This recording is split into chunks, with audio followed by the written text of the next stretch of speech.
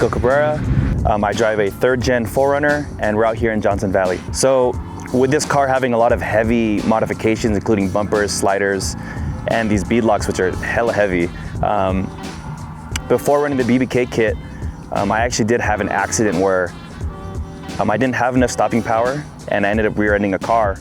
With that being said, I regret not upgrading to a BBK kit right away because safety, of course, is number one.